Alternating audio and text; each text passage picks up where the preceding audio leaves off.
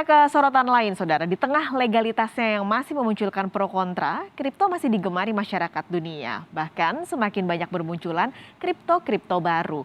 Nah, apa saja kripto yang akan jadi tren ke depan? Sheila Tanado, VP Well Division Zipmex sudah bergabung di Kompas Bisnis pagi ini. Mbak Sheila, selamat pagi.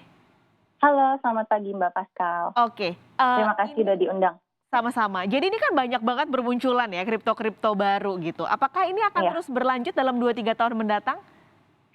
tentu saja Mbak Pascal, karena sebenarnya alasan utamanya itu adalah kripto itu industri yang berhubungan erat dengan teknologi dan internet. Ini jadi kayak zaman dulu waktu .com bubble, akan ada banyak sekali proyek yang berlomba-lomba untuk mencoba menang dalam persaingan. Kalau kita lihat sejarah juga dari tahun 1950-an sampai tahun 2000, tren investasi yang baik itu zaman dulu adanya di bidang sumber daya alam dan bisnis seperti bisnis brick and mortar. Namun semua ini kayaknya berubah ya semenjak tahun 2000 di mana teknologi berkembang pesat itu karena kehadiran internet. Buktinya 5 perusahaan terbesar di pasar saham Amerika itu berbasis teknologi seperti Apple, Microsoft, Google, Amazon, Facebook, dan performa perusahaan teknologi ini mengalahkan saham-saham lainnya selama 20 tahun terakhir. Jadi bottom line itu perkembangan bisnis yang berbau teknologi memang selalu akan sangat eksponensial. Di Indonesia pun sama, bisnis apa yang 3 tahun terakhir ini naik daun, juga jawabannya bisnis teknologi ya, seperti perusahaan seperti Gojek, Tokopedia, dan sebagainya. Nah, kalau kita tanya semua orang sekarang nih, apakah teknologi itu akan hilang? Pasti semua orang jawabannya pasti enggak. Teknologi generasi pertama itu internet, bagaimana dengan teknologi generasi kedua sekarang ini? Generasi kedua adalah ya cryptocurrency yang berbasis blockchain. Dan lebih hebatnya sebenarnya jumlah kripto itu bertumbuh hampir 2 kali lipat lebih cepat daripada pertumbuhan jumlah user teknologi lainnya kayak misalnya user Amazon, Facebook, saham-saham teknologi seperti itu.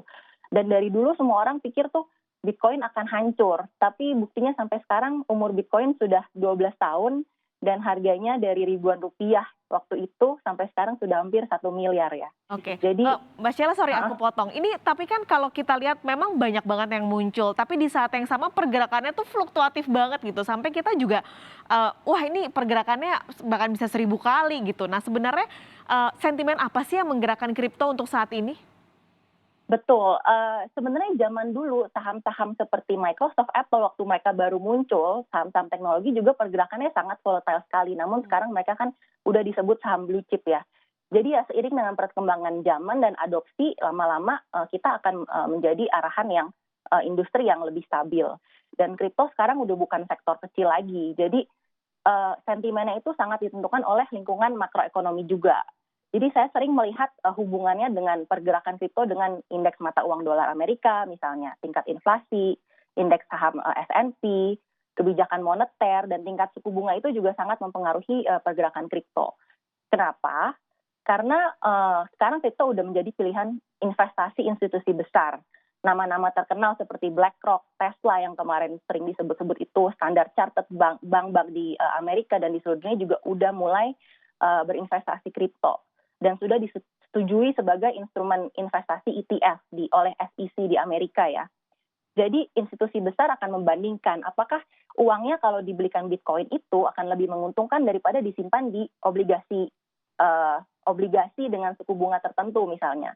Dan pergerakan uang institusi keluar masuk ini salah satunya keluar masuk aset Bitcoin sekarang ya akan memperhitungkan sisi makroekonomi juga. Dan juga akan mempengaruhi sentimen kripto gitu. Oke, nah kalau ngomongin Bitcoin sebenarnya sekarang kan muncul banyak sekali jenis-jenis kripto. Kita yang paling sering dengar nih akhir-akhir ini ada Squid Game, ada Shiba Inu yang pergerakannya cukup tinggi. Bahkan lokal ini juga sudah mulai bermain memunculkan kripto. Apakah Bitcoin akan tergeser nantinya lama-lama dengan kemunculan banyak sekali kripto ini yang baru dan pergerakannya juga tinggi? Nah, pendapat saya koin-koin baru seperti ini, seperti Shiba Inu atau Squid Game itu disebutnya meme coin ya. Beberapa koin ini memang tidak ada fundamental penggunaannya dan nilainya itu hanya ditentukan oleh hype. Dan kadang pembelinya pengguna retail, kadang juga grup profesional yang biasa menggoreng koin. Jadi dalam jangka waktu pendek memang harganya bisa naik luar biasa dan sangat menggiurkan. Tapi untuk jangka panjang saya tidak terlalu menjamin bisa untuk menggeser Bitcoin. koin-koin yang produksi lokal pun produksi Indonesia sebenarnya itu semua tergantung dari use case-nya atau penggunaannya ya. Apabila koin-koin itu bisa memberikan solusi teknologi dan adopsinya besar, ada fundamentalnya, itu sebenarnya akan juga bisa akan mendunia gitu. Jadi semuanya tergantung dari penggunaannya sebenarnya. Jadi untuk investasi koin seperti Shiba Inu, balik lagi tergantung tingkat resiko yang Anda bisa terima. Kayak saham kan ada blue chip dan ada gorengan. Jadi di kripto tuh juga ya sama lah mirip-mirip seperti itu.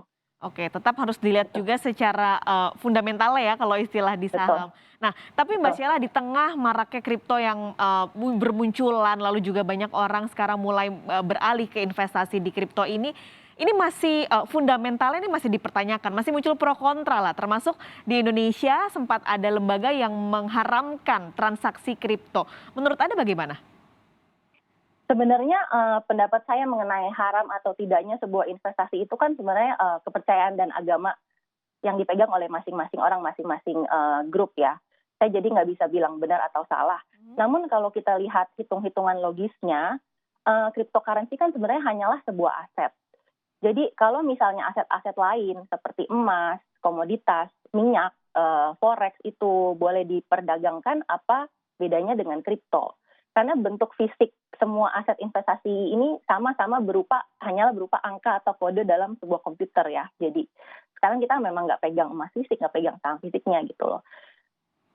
Ya kalau kontroversinya itu berdasarkan pergerakannya yang terlalu volatile, saya bilang juga saham-saham kayak Microsoft dan Apple zaman dahulu waktu baru muncul pun sama harganya sangat volatile gitu. Namun sekarang mereka jadi saham blue chip. Jadi ya saya pikir seperti itu aja lah logisnya ya. Oke, terima kasih banyak Mbak Sheila sudah berbagi informasi pagi ini di Kompas Bisnis. VP World Division Sipmex Sheila Tanado bergabung di Kompas Bisnis. Sehat selalu Mbak Sheila. Terima kasih Mbak Pascal.